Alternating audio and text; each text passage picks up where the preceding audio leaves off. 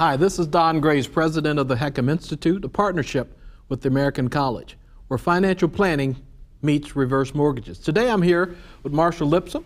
Marshall is the managing director of professional development for the Society of Financial Services Professional, and Josh Lipson, who is a financial advisor. And we're talking about the home equity conversion mortgage, better known as the reverse mortgage.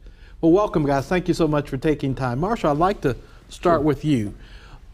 When was it that, and I'm speaking to you because you've actually entered into a reverse mortgage agreement. You've actually taken out one as a part of your retirement plan. And so I'm talking to you in that capacity. When was it that you first began to see reverse mortgages as a legitimate financial planning resource? How did that come about? Well, it's interesting because, first of all, to add fuel to what you said, I will be 70 next year, so I am not just planning retirement, I am soon to retire. So every decision that has been made has been, in essence, a final decision moving forward. My plan is complete. To answer your question more directly, I didn't know about the reverse mortgages other than what I had heard, and about 7 or 8 years ago, the society, because I create our programming there, did a program, and part of it was about reverse mortgages. But what I remembered from that, and up until recently, was the negative side of it, that it was designed for certain people, it wasn't great for the wealthy people, there were no planning opportunities with it, and so that's where it kind of tucked away from me. Along the way, Josh is my financial advisor, particularly in helping my wife and I through our retirement plans, and he came to me. And he said, you really ought to look at Heckham and reverse mortgage. And we kind of blew it off because of the preconceived notions, until he actually insisted that if he was going to give me good advice, I ought to listen to it. And so I said, all right, tell me about it, do some research, tell me what I need to know. So that was what, Josh, about a year ago? Sure. Probably just about a year ago when I found out about it and fell in love with the whole concept of it. Before we continue on with that, Josh, what was it for you as a financial advisor? When did you begin to see reverse mortgages as a legitimate financial planning tool for retirement income? Well, prior to starting a career in the insurance and investment business, I was in the mortgage business years ago, and I know that there were significant changes over the last 5 or so years in the mortgage world. So about a year and a half ago, I met a gentleman who sold reverse mortgages. He didn't sell any other products other than reverse mortgages. So we went and had a cup of coffee. I picked his brain, started to see some of the picture being painted, and then we met again, and I started saying, well, wait a minute, this would help my parents, I think. So, before I bring it to mom and dad, I really need to understand this, so let's dig in. And that was where I started getting, illustrations, and then sample or specimen contracts, and just really trying to understand how it worked. And then when I felt comfortable that it was something that could make sense for people, I brought it to mom and dad to take a closer look. What surprised you the most about reverse mortgages? You said you began to look at them, you'd heard of them, but then there was something you saw in kind of the restructured reverse mortgage that caught your attention as a financial advisor. What in particular, or what were some things that caught your attention? Well, I'd heard they were very expensive, and when I started looking and asking the questions, well, what does it cost? None of the costs took me by surprise. I mean, it was very reasonable. And then once I got into that, started to understand, I said, wait a minute, this grows every year, but yet it can grow more than the value of the home, and there's access to cash. And you're speaking of the standby line of credit. Correct. Okay. Correct. So when I started looking at how it would grow, but yet the only collateral is the value of the home as well, I started seeing an asset that was independent or uncorrelated to other assets that are market-based and things like that, and start saying to myself, well, why wouldn't you want to take advantage of that? Well, but it's got to be too good to be true, so let's take a look at it and dig a little deeper. For those who are listening, the reverse mortgage is a federally insured loan, and coming up on 28 years, signed by Ronald Reagan, that allows homeowners over the age of 62 to convert a portion of that asset into tax-free money without making any monthly mortgage payments. You can have the money in three basic ways: as a lump sum, but that's been throttled down so you can't get 100% any longer, as monthly payments, or as a line of credit.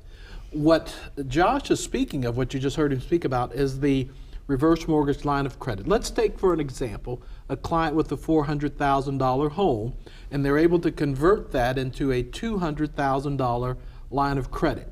What Josh mentions is that that $200,000 line of credit comes with a built-in guaranteed cost of living adjustment, as it were. That is, it's growing. Today it's growing at around 5%. And that's irregardless of the home's value. So Josh, what you're saying is for a client to be able to set up, in that example, $200,000 with negligible cost, minimal cost, and then to have that next year become greater than the 200,000, and that's just compounding. When you began to see that and to discover that this is absolutely true, what did that do for you as a financial planner? Well, when I'm advising clients for retirement, I'm trying to build as many options and flexibility into the retirement plan, because I don't know what curveball clients are going to get thrown in their lifetime, but they're coming. And it's just a matter of when they come at you, how you react depends on the options that you have in front of you. So the ability to create a bucket, let's say, or access to a bucket that a client can access tax-free, that increases every year, was very appealing. So after we use or deplete some of our assets, God forbid a client needs more money, there's an option there. Access to that money allows you to leave maybe some other assets that are invested in the market when the market has a bad turn. So you can buy you some time. When you have access to a bucket that you can access the cash on a tax-free basis, well, it makes the other assets in your portfolio perform better because you have options on when to withdraw those assets. So. Before we go back to Marshall, I want to pause just right there. Knowing this, why do you think financial advisors have been reluctant to include reverse mortgages in the financial planning conversation, and should they be? Well, I think that they should. I think there's a couple things there. First of all, advisors don't get paid to sell reverse mortgages, but there's a lack of education. I don't necessarily know how many advisors have sat down with a reverse mortgage professional to learn the product, to see where it fits into the scope of a retirement plan. And I think it's just, when a client hears reverse mortgage, you can see their face kind of say, huh, I heard about that. I don't want that. And so it's another objection. Sure. So you've got to be prepared to handle the objection. But it's good for an advisor to know, because now you were armed with this information and you brought it to Marshall. Marshall, what you said when he first came to you, your initial reaction was no, no, no. Then he did more research, came back. What happened on the subsequent visit that made you say, maybe I should look at this? Well, first of all, if you understand how reverse mortgage works, what it was set up for. If I needed the money, in my older years, and I have let's say a $2,000 mortgage I'm paying currently, well, that goes away. Now I'm $2,000 ahead in my finances. If I can draw even $1,000 out of that back, it's a $3,000 swing. So if I need the money, that blew me away when I thought about that. That's a huge swing in a person who needs the income. Right. If you were like me, thank God that I didn't need the income, the line of credit concept was extraordinary. It was just extraordinary because it funds everything else I want to do. Tell me about that. Okay, well, first of all, when I retire, I've got minimum required distributions from my retirement plan, okay? I will be 70, so I've survived to the 70 in the Social Security. But the reverse mortgage as a tax-free income stream for me would have bridged the gap so that I could have delayed to age 70 the Social Security.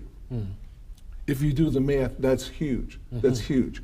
If you do the math with respect to my wife, who's 5 years younger than me, the odds are, if you do the statistics, 90% chance or thereabouts that one of the two of us will live to make their 90s.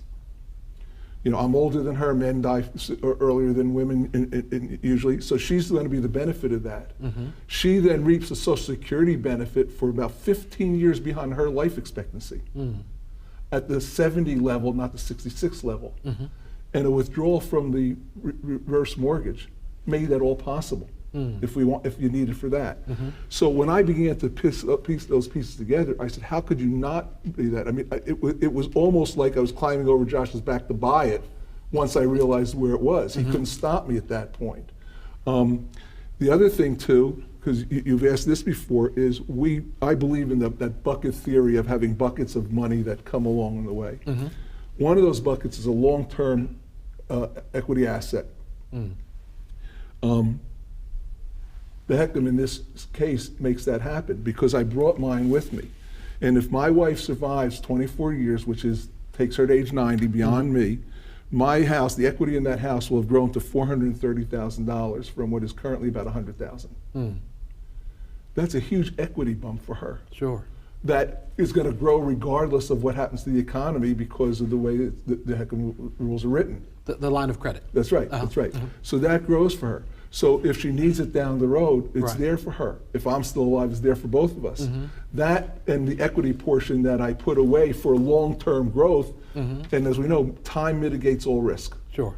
So there's my equity portion. It made my equity portion in that bucket work. Right. In any level in which you looked at my income,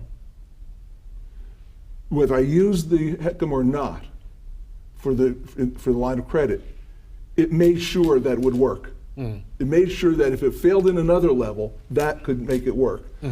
Another idea that came to me, I'm grandfathered in with the new rules for file and suspend, but somebody else might not be. Right. Well, in my wife's case, she would have gotten about $1,000 a month for 4 years before she turned 70 herself. Well, that's $48,000. Right. Well, I don't have to file and suspend anymore because I can take $1,000 a month, $48,000 out of a 4-year period, tax-free income to my wife, and she forestalls herself to age 70 as well. So we built our own. Now pause there, because you're referencing the changes that the new Budget Act came, and for those who may not realize that, there are 2 major provisions of the Social Security optimization are going to be eliminated, and one of them was the ability for a spouse to get a spousal benefit. And what you're saying is we can replace, even though that's been eliminated, by setting up the HECM line of credit, you can replace the spousal benefit using the HECM, allowing her to defer till 70. That's right. And that plays into the bucket, which is what I want to get at, is because of my age, I'm grandfathered in. I don't have that problem. But for somebody who follows me, if they want to take the bucket and use one of the buckets, a Social Security benefit that triggers at age 70, if they can't file and suspend under the rule because it's changed, they can make it happen anyway. And Social Security income is taxable. There's a tax preference to it, but it's taxable. Right. So if you take the tax out, I don't need the $1,000 a month because that's tax-free. I can get away with maybe $750 a month, and my wife is just where she was, and she winds up with that age 70 bucket that we thought we might have lost because the rule changed. You told me a story about a friend of yours, and I'd like to just quickly hear that because I thought it was powerful, and it speaks to, Josh, the role of an advisor or the lack of advice and its real, very tangible asset impact on the client. You said you had a friend who was retiring, and he could have used a Social Security deferral, but they needed the income at 62. And he didn't come to you, he didn't come to his advisor. Tell me about that, and what was the impact? And then what would you say to an advisor who may be watching and listening for those who don't give that type of counsel? Okay, well, in this case, it was a friend of mine, a very dear friend of mine, who was laid off, got caught in the layoffs. He was 61-ish. So at 62, to make ends meet, he he exercised a Social Security option. So he's taking the reduced benefit because he's taking it at 62. They've lived in the same house for over 40 years. It is mortgage free. Now he did what he did. I found out about this later. He wouldn't have not necessarily known to come to me and ask me for advice, but had he come to me or had he connected with my son or somebody else who would do the right job, I would have told him to look at your house. I know it's worth about $400,000, so there's plenty of equity in it. Sure. If he could have bridged that gap for Social Security for those 8 years to gotten to age 70, or just to age 66 at full retirement age, if you do the math, and I don't have it here, but if you do the math between his income, which is now for life at 60, based on 62, versus his income for life at age 70 Right. from Social Security, he could have used that difference, if he wanted to repay off the loan he took from the HECM. Sure. He didn't have to, it's not required, but he could have. But it could. But if you don't know, That's right. now you've locked in. Say the benefit could have been $2,000 at age 70, Yep. and it may have been $1,300 or $1,400 That's right. here. So you've locked in permanently a $600 or $700 loss. Josh, you were going to say something. What I was going to add to that, it goes beyond that, because it's not just his benefit. If he passes away, that becomes the spousal benefit. So his wife, who may, live for years beyond him, I mean, who knows, but she would be subject to that reduced benefit as well. I also think it's important, one thing to add to what Marshall had said a little earlier when he was talking about the line of credit going to 400,000+. That's regardless of the value of the home. Right. And so, they have the potential to draw on, let's say, $400,000 worth of money, tax-free, on an asset that, let's say, maybe is worth $300,000. And that happens. And then, as you know, when the second person passes away, the only thing that has to be done is paid off the value of the home. Right. That extra 100,000 or whatever that dollar amount is not taken from the estate. Josh, you as an advisor now have a tool or a resource that, what does that mean for you? Does that put you as an advisor, speaking to fellow advisors, do you think you're better off, more strategic, able to retain and attract new clients because of the knowledge that the HECM has given? Well, I think that there are two reasons why advisors need to understand the HECM. One, because we have an obligation to our clients to understand the strategies that are out there and how they can fit into a client's potential plan. So we have to, if it's a strategy out there, we have to know about it. We have to stay informed. The second is, it's a differentiator. When you start talking about the other pieces of the puzzle and how it all fits together, it's a differentiator between the guy who came in a week before you and didn't. Sure, absolutely, absolutely.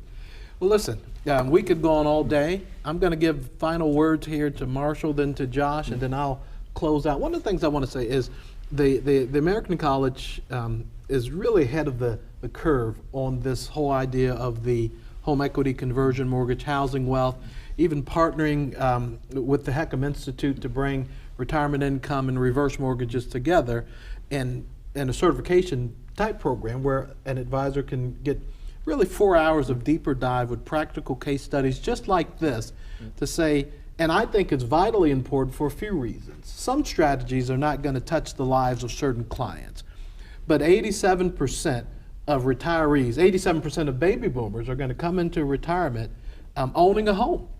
And so an advisor says, if you're own a home and you have any concern about longevity, will I be able to maintain my basic needs through all of my life, or lifestyle? Will I be able to maintain my current lifestyle?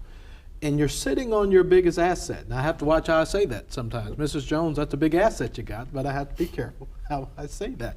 I think it's a form of negligence, to say the least, on the part of the advisor to not include housing wealth in the conversation. And that's the reason we're here. That's why I invited you, because I thought this is a fantastic story. Not only you are a professional advisor advising your client, but personally you're a son. He mentioned that, I didn't. And so some people would say, oh, well, the reverse mortgage, aren't you giving up your inheritance? Aren't you losing out? What would you say to that person?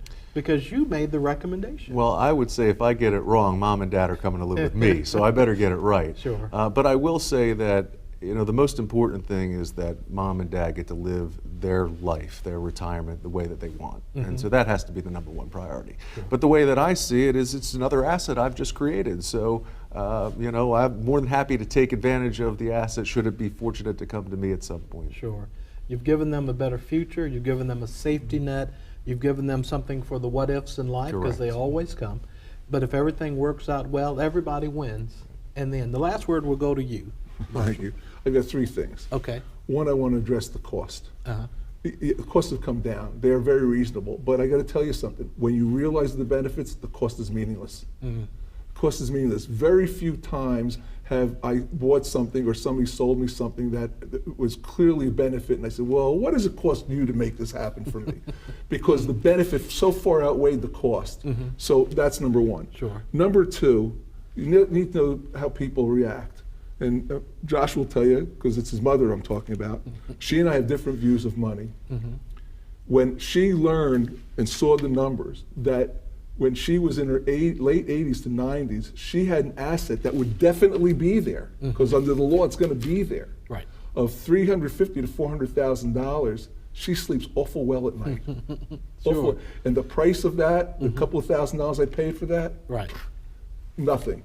And the last one is, it enables me and my wife to talk now to Josh about making a legacy for his children, for our grandchildren, because I now have additional income that I didn't have, that I can draw from if I want to, if I don't have the income myself to do it, to create a legacy for my grandchildren. What price do I pay for that? It's negligible. It's nothing. Fantastic. So those are the three things I would leave people with. Marshall and Josh, thank you so much for being with me. This has been Don Graves with the Heckham Institute, where retirement income meets reverse mortgages. Talk to you soon.